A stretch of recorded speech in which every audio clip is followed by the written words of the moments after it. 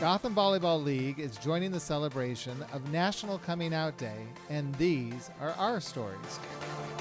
I was living in Vegas at the time with my mom and my sister, and we were moving. My mom had bought a house, so we were moving to the other side of Vegas, and I was moving schools, like you would, and I just remember leaving this one girl behind, and I was just so worried as to, like, I'm never gonna see her again. It was before social media, before internet, before anything, and I just had to tell her, you know, that I really cared about her.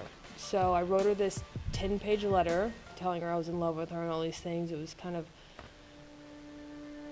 brave, I guess, and I put 10 stamps on the envelope, stuck it in the mailbox, and I walked to school, and when I came home, my older sister was in her room.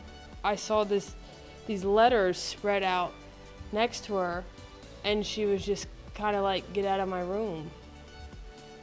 I don't want to talk to you." And I was just like, "What? What's going on? That's my letter."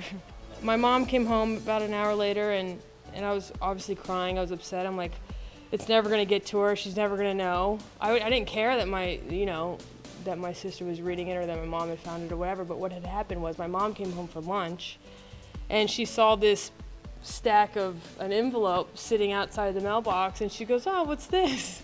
So she took it and she opened it and she read it, and then when she came home after work, she pulled me aside and she was just like, "It's okay. I always knew that you liked women when you were a little baby, running around with your shirt off and sticking hair under your arms with tape and being ridiculous." So she hugged me and she just told me it was okay, and my older sister ran behind me and was like, "You lesbian," or whatever, and she's my best friend now, but at the time it was a little tough. But it was good. I think it all worked out.